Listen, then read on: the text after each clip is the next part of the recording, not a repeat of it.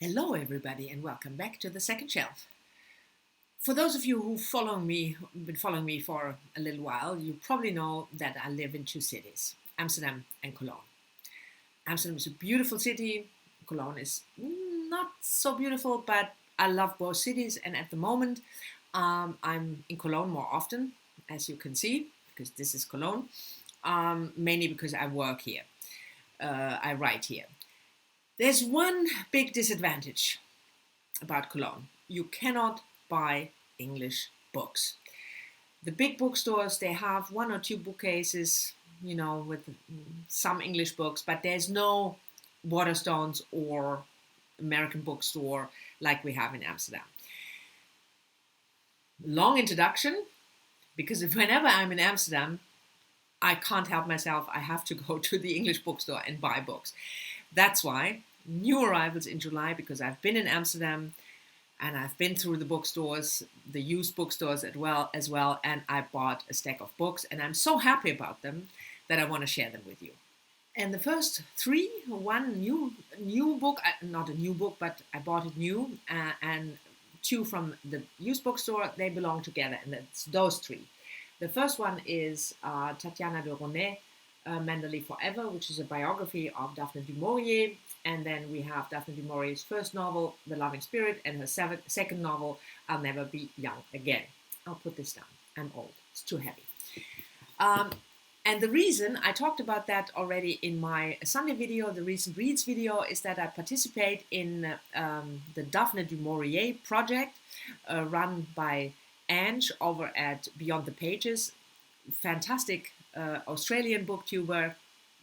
I probably don't have to say that because you all know her and you are subscribed to her. If not, click on the link down below.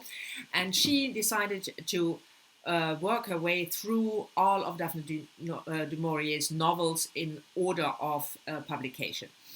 And to go with that, because I participate, I think it's a fantastic project. It will take until May 2020. I hope I'm still alive then. I bought the biography. Now, Tatiana de Ronet, you probably know her. She's a part English, part French author, and she's most famous for her, I think it was her fourth novel, Sarah's Key. That's what you probably heard. But she also wrote this biography, and I thought it's a good way if I'm, engaging in this project of reading all of Daphne du Maurier's fiction work.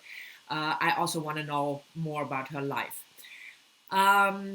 Steve, please, Steve Donahue, go away now because I'm going to say something that you won't like.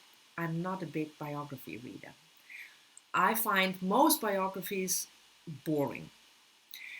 The difference with this one, and that's why I really like it, and I chose this one to go, it's not a biography in the sense that you get a lot of facts and figures and quotes, but it reads like a novel. Steve is going to kill me now, I guess. But anyway, so it tells a story, and I like that much more. Some biographers, there are other biographers, of course, who do that, but I'm into the storytelling of biography, not so much in the facts and figures. I can look that up myself, and that's, for me, not an enjoyable read. But this one, and I mean, the picture is beautiful, isn't it? But this one really tells a story of Daphne du Maurier's life. She was born in 1907, quite a wealthy family in London. Her father was a really famous, also wealthy actor. And I thought this is a good book to accompany the project. And then I talked about that because I read that already in my recent reads. I talked about it. The Loving Spirit, Daphne du Maurier's first novel, published in 1931, chronicling the story of a family over 4 generations from 1830 to the early 20th century. We have Janet, the first one, living in a small town in seaside town in England, Plyn, and she wants to be a boy, which is probably autobiographical from Daphne du Maurier because she also wanted to be a boy when she grew up. That's what I read. And then we have Janet's son, Joseph, and Christopher, his son, and finally the Jennifer, who is Christopher's daughter. And we follow the family history, the lives of those four people. All have something to do with shipping, with being out at sea, with building ships. And if you are interested in my review, just, the recent reads video from last Sunday, I talked about this in more detail. And then I bought, that's also a used book, the first one I showed you, and I bought this used as well, I'll Never Be Young Again, which is Daphne du Maurier's second novel from 1933. Also a chronicle of one life, as far as I understood, but I haven't started it yet, so I don't know much more about it, except that it's her second novel and that we read this in July. The next book I bought is also for a read-along or a Goodreads group that I participate in, and I've told you about this group 100 million times before, so I'll keep it brief. It's Mel's from Mel's Bookland Adventures group, Read Around the World, where we read a novel written by a woman from a different country each month.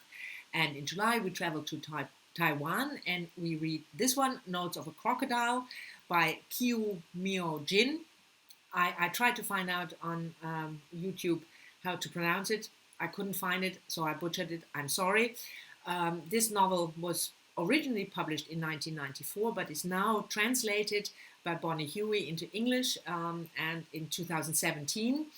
And it's a coming-of-age story written in notebooks, various notebooks, 8 notebooks, of a group of, as it says on the blurb, misfits, queer misfits.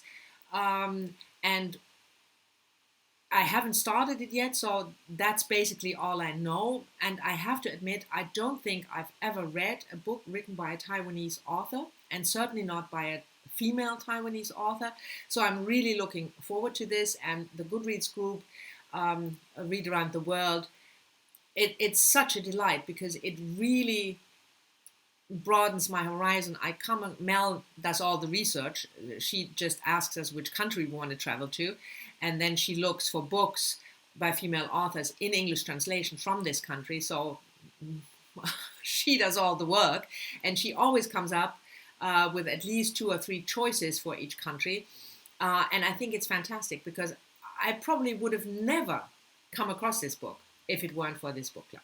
So Notes of a Crocodile, the July read for Read Around the World book club.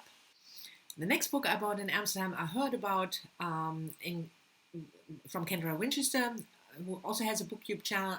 I really love her channel. She reads mainly contemporary literary fiction and non-fiction. And yeah, she talks about books in such an engaging, positive way. I really love her. Link is down below, of course. Anyway, she talked about this book. It's an essay collection by Alice Bolan, who is a young American writer living in Memphis, Tennessee, who published her nonfiction in various magazines, but she's also a poet. And this is her, I said that already, debut collection, Dead Girls, Essays on Surviving an American Obsession. And from what I understood from Kendra when she talked about this book, it's about the obsession, with crime, especially women, and it goes from talking about Twin Peaks, who was the epitome of, the dead girl, but also Alice's life in Los Angeles.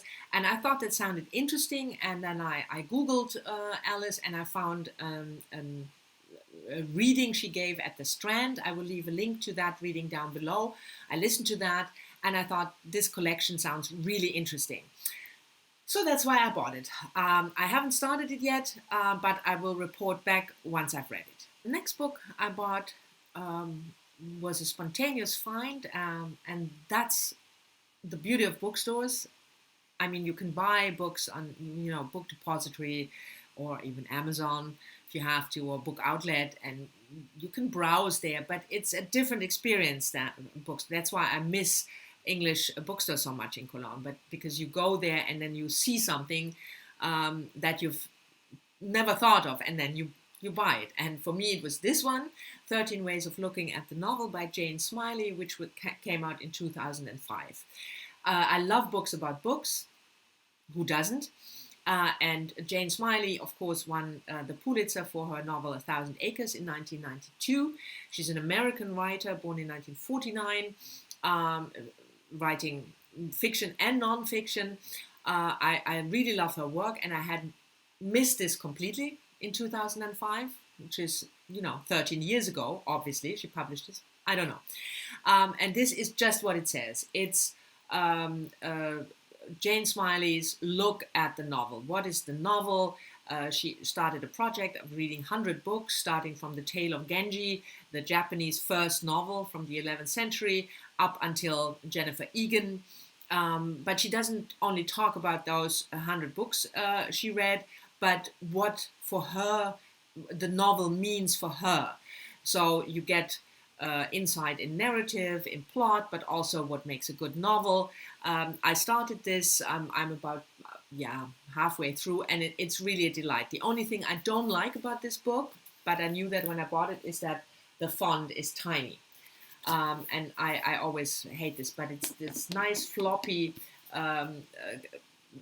sort of paperback, which I really love, with a not a glossy font, but a bit of a rough font.